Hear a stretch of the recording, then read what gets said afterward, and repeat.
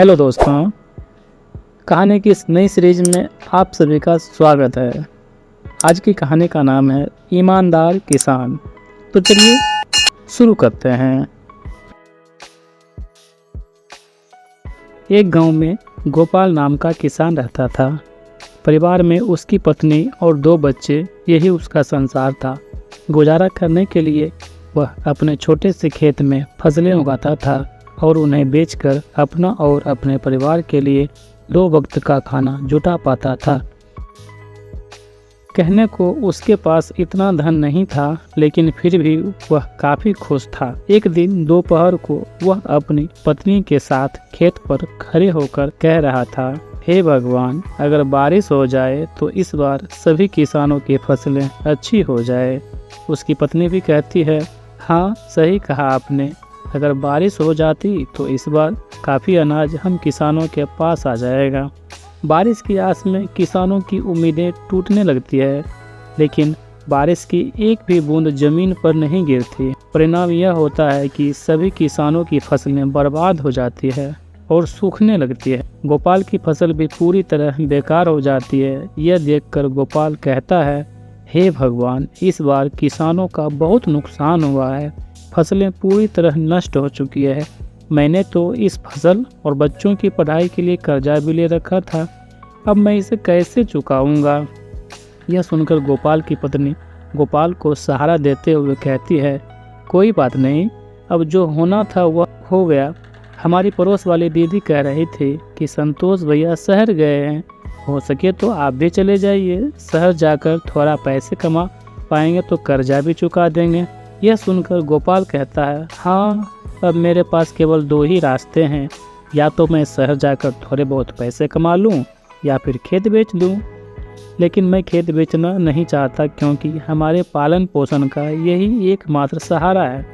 बाद में गोपाल और उसकी पत्नी दोनों मिलकर गोपाल के शहर जाने को ही उचित समझते हैं। अगली सुबह गोपाल शहर जाने के लिए तैयारी करता है। वह अपनी पत्नी से कहता है, सुनो, मैं खाली हाथ शहर जा रहा हूँ। कोशिश पूरी करूँगा कि कहीं अच्छा सा काम ढूंढ लूँ और थोड़ा बहुत पैसा कमा लूँ। जैसे ही कुछ पैसे हो जाएंगे मैं तुम्हें खर्चे के लिए भिजवा दूँगा। तब उसकी पत्नी कहती है, आप मेरी और बच्चों की चिंता मत कीजिए, हमारा खर्चा ही कितना है, और फिर बाद में कुछ दिनों के लिए मैं मायके भी रह आऊँगी। आप अपना ध्यान रखिए और शहर जाकर पैसे कमाइए। गोपाल के जाते वक्त गोपाल की पत्नी उसे कुछ पैसे देती है। यह देखकर गोपाल कहता है, यह पैसे कहाँ से आए? गोपाल की पत्नी कहती है, मैंने थोड़ा थोड़ा करके यह पैसे जमा किए थे अपने बुरे वक्त के लिए। अब शायद इसका सही वक्त आ चुका है, यह लीजिए, रखिए। गोपाल थैला उठाता है, इसी में उस पैसे को रख लेता है और शहर के लिए रवाना हो जाता है। शहर पहुंचकर वह काम ढूंढना शुरू करता है, लेकिन पूरा दोपहर काम की तलाश करते करते वह थक जाता है, लेकिन काम नहीं मिलता है। उसके बाद वह एक बगीचे में जाकर पेड़ की छांव में बैठ जाता है। वहीं पास में 2 जेब कतरे आपस में बात कर रहे होते हैं। सुन बे चंगुल, 3 दिन से कोई भी मुर्गा हाथ नहीं लगा है, लगता है इसके पास काफ़ी माल है। इस बार खाली हाथ लौटकर नहीं आना है। सही कहा मालिक, आपकी निगाहें तो बहुत तेज है। चल अब तारीफ करना बंद कर और काम पर लग जा। मैं इसे बातों में उलझा लूँगा और तू इसका थैला लेकर 1-9-11 हो जाना।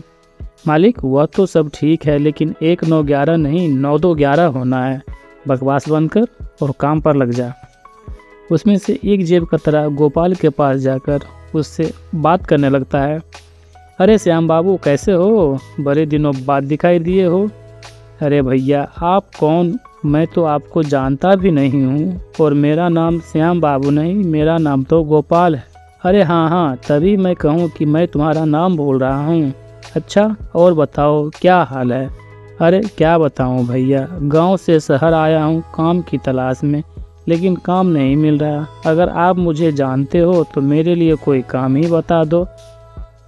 इन दोनों की बातचीत हो ही रही थी कि तभी चंगुल गोपाल का थैला लेकर 9-2-11 हो जाता है।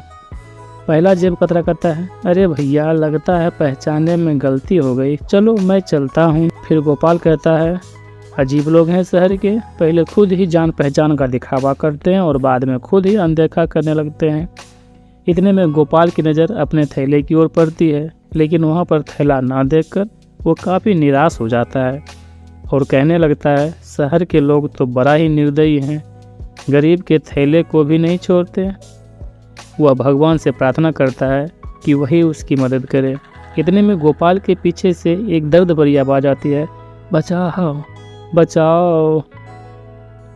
गोपाल उस आवाज़ को सुनते हुए पीछे मुड़ता है और देखता है कि वहाँ एक घायल व्यक्ति ज़मीन पर नीचे पड़ा हुआ है। उसके आसपास से लोग गुजर रहे हैं, लेकिन कोई भी उसे सहारा नहीं दे रहा है।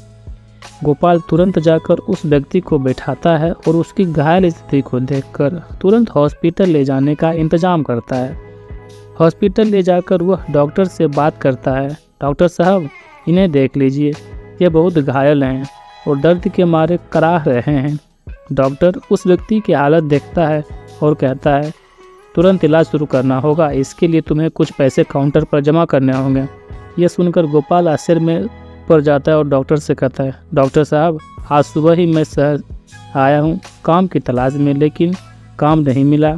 ऊपर से मेरा थैला भी किसी ने चुरा लिया। मेरे पास अब कोई पैसा नहीं है। मैं खुद भूखा भूखा काम की तलाश में इधर उधर घूम रहा था, लेकिन तभी मुझे ये ज़मीन पर घायल पड़े दिखाई दिए और मैं इन्हें हॉस्पिटल लेकर आ गया। अब डॉक्टर उस व्यक्ति का तुरंत इलाज शुरू कर देते हैं और कुछ समय बाद बाहर निकलते हैं। तभी गोपाल अपनी जेब से एक पर्स निकालता है जो उसे घायल व्यक्ति को हॉस्पिटल लाते हुए उसकी जेब से गिरते हुए मिल गया था। वह उसे डॉक्टर को दिखाते हुए कहता है, यह लीजिए डॉक्टर साहब, यह इन्हीं का पर्स है, मैंने तो इसे खोला भी नहीं है, देख लीजिए शायद इसमें पैसे हो। डॉक्टर उस पर्स को चेक करता है तो उसमें बहुत सारे आईडी कार्ड और क्रेडिट कार्ड होते हैं। जब डॉक्टर उनकी आईडी कार्ड को चेक करता है तो उसे पता चलता है कि यह तो शहर के सबसे अमीर आदमी हैं। तो गोपाल से कहता है, अच्छा हुआ जो तुम इन्हें हॉस्पिटल लेकर आ गए। तुम जानते हो यह शहर के सबसे बड़े आदमी हैं। मुझे नहीं पता, मैंने तो अपना फर्ज निभाया है। डॉक्टर गोपाल को शाबाशी है और कहता है, कल सुबह इन्हें होश आ जाएगा, तुम कल सुबह आकर इनसे मिल सकते हो, और वापस इलाज वाले कमरे में चला जाता है। गोपाल रात भर उस गार्डन में ही सोता है और सुबह होते ही वह हॉस्पिटल वापस आ जाता है। गोपाल डॉक्टर से पूछता है, डॉक्टर साहब अब इनकी तबीयत कैसी है? डॉक्टर कहता है, अब बिल्कुल ठीक हैं, तुम इनसे मिल सकते हो। डॉक्टर उस व्यक्ति से गोपाल का परिचय कराते हुए कहता है, यह गोपाल जी हैं, इन्होंने ही आपकी जान बचाई है। घायल स्थिति में यही आपको हॉस्पिटल लेकर आए थे। यह सुनकर गिरधर जी जो घायल व्यक्ति थे कहते हैं, धन्यवाद मेरी जान बचाने के लिए। तुम हो कौन और क्या करते हो? तभी गोपाल कहता है, मैं गांव से शहर आया हूं एक अच्छे से काम की तलाश में, लेकिन अभी तक मुझे कोई भी काम नहीं मिला है। मेरे ऊपर कर्जा है, मैं उस कर्ज से मुक्त होने के लिए शहर पैसे कमाने के लिए आया। गिरधर जी यह सोचकर हैरान हो जाते हैं कि यह व्यक्ति इतनी परेशानी में होते हुए भी मुझे हॉस्पिटल लेकर आया है। वह कहते हैं, मुझे यह जानकर बहुत अच्छा लगा कि इस समय में भी तुम जैसा अच्छा और ईमानदार इंसान है। एक काम करना, कल मेरी छुट्टी है तो तुम कल सुबह ठीक इसी समय आना, मेरे पास तुम्हारे लिए काफ़ी अच्छा काम है। गोपाल शुक्र अदा करते हुए वहाँ से चला जाता है और अगले दिन ठीक उसी समय हॉस्पिटल पहुँचता है। हॉस्पिटल से वे दोनों गिरधर जी के घर के लिए रवाना हो जाते हैं। घर में प्रवेश करते वक्त गोपाल उनके एक बड़े से महल और बड़ी बड़ी गाड़ियाँ देखकर हैरान रह जाता है और सोचता है कि यह व्यक्ति कितने अमीर होंगे। गोपाल अंदर जाकर सोफे पर बैठ जाता है। तभी गिरधर जी नौकर से उसके लिए पानी और खाने के लिए कुछ लाने को कहते हैं। गिरधर जी कहते हैं, गोपाल तुम तब तक कुछ खा पी लो, तब तक मैं 15 मिनट में आता हूँ। गोपाल खा पीकर थोड़ा आराम करता है। तभी गिरधर जी आते हैं और कहते हैं, गोपाल शहर के बाहर मेरी एक बड़ी फैक्ट्री है जिसमें खेती से जुड़े उत्पाद बनाए जाते हैं। खाने पीने का कोई झंझट नहीं है, वहाँ पर तुम्हें खाने पीने को सब कुछ मिलेगा, रहने को घर मिलेगा। अगर तुम सहमत हो तो तुम इस काम को कर सकते हो। गोपाल कहता है, यह तो मेरे लिए बहुत अच्छी बात है, मैं भी एक किसान हूँ, खेती बाड़ी के बारे में मुझे बहुत अच्छे से पता है, मैं इस काम को अच्छे से कर पाऊँगा।